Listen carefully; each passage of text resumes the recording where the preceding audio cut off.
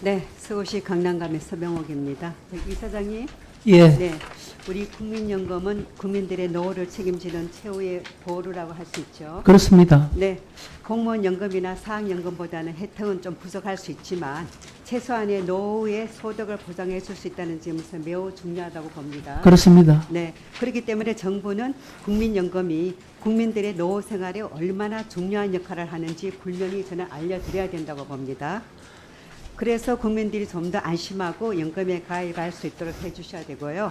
예, 그렇지만 정부와 우리 정치권은 연금 계획을 논의할 때 신뢰보다는 연금 재정 고갈이라든지 붕괴 위험이라든지 이러한 불안 요소들을 많이 강조하고 있어서 매우 아쉽게 생각하고요. 그렇지만은 우리 국민들은 모수 계획이라든지 구조계획 같은 그런 복잡한 용어는 잘 모릅니다. 단지 쉽게 들어오는 연금 고갈이라든지 붕괴 위험 같은 자극적인 단어만 기억하고 여러 가지 국민연금에 대한 불안감을 키우고 있거든요.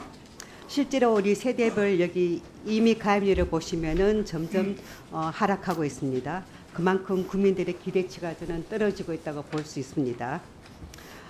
이러한 불리한 연계 조건도 많아요. 제가 다음에 말씀드리겠는데 그런 연계 조건들로 인해서 연금 혜택이 점점 줄어들고 있는 것이 사실입니다. 이러한 여러 가지 연계 제도의 여러 가지 문제점에 대해서 제가 다시 한번 말씀드리겠습니다. 예, 네. 먼저 보시면 연기 노령연금이라는 거 제도 운영하고 계시죠? 예, 그렇습니다. 네. 연기 노령연금을 받으신 분 중에서 연 수령액이 2천만 원을 넘으면은 건강보험 피부양자 자격을 상실하고 평생 건강보험료를 부담해야 된답니다. 아시고 계시죠? 예, 알고 있습니다. 네네. 연금공단은 연기연금이 안정적인 노후 생활에 도움이 된다고 홍보는 하면서 건보공단은 건강보험료 피부양자 탄력을 또 시키고 있습니다. 국민들은 아마 그거를 저는 조금은 기만 행위로 받아들이지 않을까 생각합니다. 문제는 연기연금 신청할 때 이러한 정보가 어디에도 명시되어 있지 않습니다. 피부양자 탈락 문제는 건보공단이 하는 일이라고 판단할지는 모르겠지만 국민들 입장에서는 국민연금공단이나 건강보험공단이나 같은 정부의 공공기관이라고 믿고 있습니다.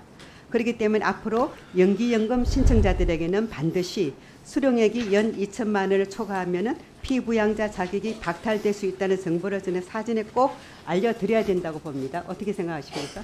예, 저희가 그렇게 네. 정확하게 전달하도록 하겠습니다. 그래야 우리 연금 수령자들이 가계 지출하는 여러 가지 예측을 가지고 할 수 있겠죠. 예, 네. 다음 두 번째는요. 국민연금 수령액이 기초연금의 감액제도와 연계되어 있습니다. 우리 국민연금 수금액이 기초연금 최고액의 150% 한 약 49만 원이 되겠습니다. 초과하면은 기초연금도 따라서 최대 50%까지 감액 지급하고 있습니다. 아마 23년 작년 12월 기준으로 한 59만 명이 평균 8만 3천 원 정도가 감액되고 있습니다. 여기서 문제점이 뭐냐면요. 성실히 본인의 돈을 국민연금을 납부한 분들이 입장에서는 국민연금을 조금 더 받는다는 이유로 기초연금이 감액되고 있다면 조금은 억울하지 않겠습니까? 예, 네, 그래서 국민연금을 열심히 일해 불입한 본인의 돈을 받는 것이고 또 기초연금하고는 또 재정이 다르지 않습니까? 네, 그렇기 때문에 이 연계에서 감액되는 부분에 대해서는 어떻게 생각하십니까? 이제 제가 알고 있기로 이제 기초연금을 도입할 때 네. 국민연금의 그 소득 재분배 기능과의 중복 문제가 있기 때문에 네. 이게 이제 감액제도가 네. 시행이 됐다고 생각하고 네. 이 부분을 좀 이제 고치려면 네. 그런 부분에 대한 그런 그 뭐죠? 이렇게 좀 충분한 논의 네. 이런 것들이 선행되어야 된다고 생각합니다. 하여튼 여러 가지 뭐 일자리 문제라든지 인구의 고령화 또 국민연금만 가지고는 생활이 되지 않습니다. 그러니까 그런 부분에 대해서 불이익을 받는 노령 인구가 점점 많아지기 때문에 이런 부분도 저는 잘 살펴봐 주시기를 바랍니다. 알겠습니다. 네. 그다음 세 번째는요. 유족연금에 대한 형평성 문제입니다. 예를 들어서 부부가 있는데 한 분은 국민연금 또 한 분은 국민연금. 부부가 똑같이 연금을 받다가 배우자가 돌아가셨어요. 그러면 유족연금은 30%밖에 못 받습니다. 그렇습니다. 그렇죠. 그렇지만 한 분은 국민연금이고 한 분은 공무원연금을 받고 있어요. 그러다가 그 중에 공무원연금 받으신 분이 돌아가셨어요. 그러면은 그게 유족연금은 60%입니다. 네. 그죠. 그런 면에서는 조금 우리 국민연금이 조금 저는 형평성에 있어서 조금 불리하다고 생각하기 때문에 이 부분에 대해서는 또 어떻게 생각하시나요? 저희가 공무원 연금이나 다른 연금에 대해서 좀 부족한 측면이 있습니다. 네.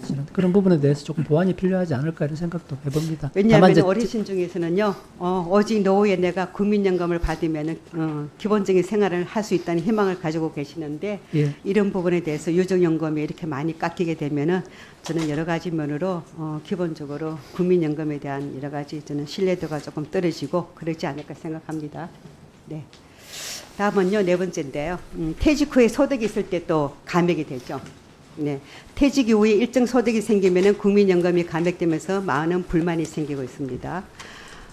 국민연금으로는 생활하기 점점 어려워집니다. 그래서 여러 가지 투잡을 가지게 되죠. 거기에 따라서 투잡에 따라서 소득이 생기면은 연금이 또 감액되게 됩니다.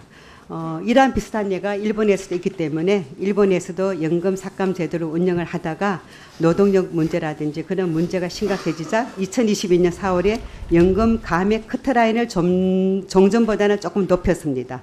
그래서 그런 부분에서도 우리나라도 이런 감액 제도에 대해서도 조금 일본의 예를 조금 참고하시면 어떨까 생각합니다. 어떻게 생각하세요? 예, 제5차 국민연금 종합운영계획에 국민연금 감액제도 폐지가 이렇게 들어가 있습니다. 뭔가 네.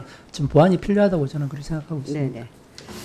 그래서 연금 개혁은 참 중요한 문제입니다. 그렇지만 국민연금 가입자들에게 불리한 제도를 개선하는 것도 그와 함께 저는 연금 개혁만큼 중요하다고 생각하기 때문에 국민들이 국민연금만 믿고 신뢰할 수 있도록 정부와 함께 이런 불합리한 또 여러 가지 노령 수령자가 많아짐에 따라 이런 불만에 대한 문제점이 많이 제기되기 때문에 이 부분도 조금 더 심도 있게 좀 검토하셔가지고 하나씩 좀 문제를 좀 풀어주셨으면 좋겠습니다. 예, 네, 노력하겠습니다. 네, 감사합니다. 네.